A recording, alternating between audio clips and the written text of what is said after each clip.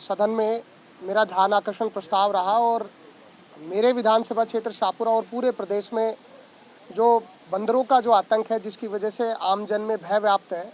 महिलाएं, बच्चे, बुजुर्ग और इवन आप किसानों की फसलें भी चौपट हो रही हैं। मैं एक आंकड़ा आपके सामने रखना चाहता हूँ। मेरे विधानसभा क्षेत्र शाहपुरा का 2025 में लगभग 4200 लोगों को रेबीज के टीके लगाए गए, जिसमें 90% जो रेबीज के टीके लगे वो बंदर के काटने से लगे। और इतनी बड़ी समस्या आज हो गई है, जंगल कम हो गए हैं और जो जंगलों के वन्य जीव हैं, जिसमें बंदर विशेष रूप से आबादी क्षेत्र में घूमने लग गए और आतंक इतना ज़्यादा हो गया कि महिलाएं, बच्चे, यहाँ तक कि घर में सुरक्षित नहीं है, ना उनका आना जाना सुरक्षित है, ना वो छत पर जा सकते। बुजुर्ग बहुत परेशान है।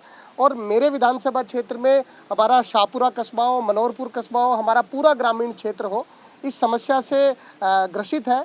और मोटे तौर पर पूरे प्रदेश में ये समस्या होती जा रही है, जिस पर नगरीय विकास राज्य मंत्री और वन राज्य मंत्री ने आज सदन में भी जवाब दिया है। और मोटे तौर पर इन्होंने कहा है कि हम सब विधायकों से इसमें सुझाव मांग रहे हैं और हम कोशिश करते हैं कि प्रदेश में कौन सी ऐसी नीति बने जिसको लेकर के बंदर के लिए एक रिजर्व एरिया बनाया जाए, जहां पर बंदर को रखा जा सके। और उन्होंने स्वीकार किया है कि ये जो आतंक है बंदरों का, ये दिन ब दिन फैलता जा रहा है, बढ़ता जा रहा है, जिस वजह से मैं आपको बहुत ईमानदारी से कहना चाहता हूँ, क्योंकि आप भी आए दिन देखते हो कि कैसा आतंक हो गया है। और बहुत सारे लोग इस वजह से छतों से गिर गए, जिनकी जान चली गई, कई लोग दिव्यांग इससे हो गए।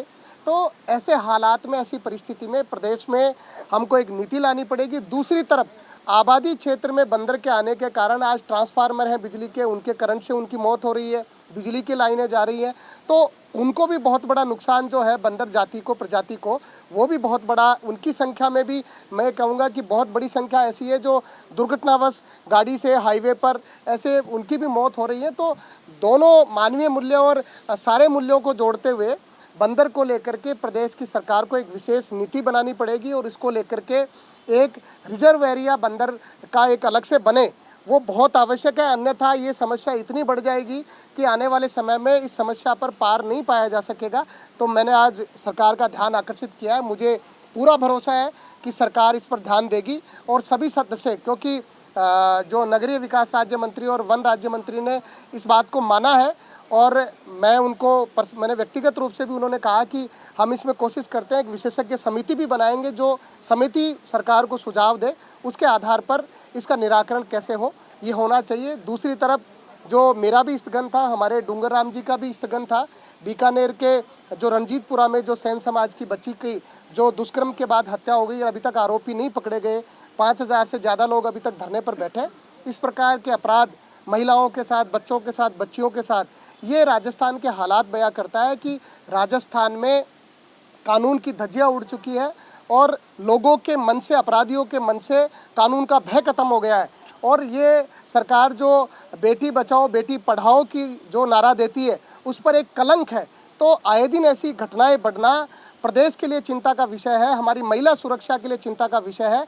माननीय मुख्यमंत्री हो, प्रदेश की सरकार हो, प्रधानमंत्री हो, आपको केवल भाषण में ये कहते हुए तो बहुत अच्छा लगता है कि आप ये बातें महिलाओं के उत्थान की बात करते हो, लेकिन ज़मीन पर वो बातें उलट साबित होती है और आज महिलाओं के साथ अन्याय, अत्याचार, दुराचार, हत्या ये पूरे देश में बढ़ती जा रही है। राजस्थान में महिला अत्याचार का ग्राफ लगातार बढ़ता जा रहा है। सैन समाज की बच्ची के साथ न्याय होना चाहिए। जल्द से जल्द आरोपियों को गिरफ्तार करके उनको फास्ट ट्रैक अदालत के साथ उनको जो सज़ा जो दी जानी चाहिए वो जल्द से जल्द दी जानी चाहिए। धन्यवाद।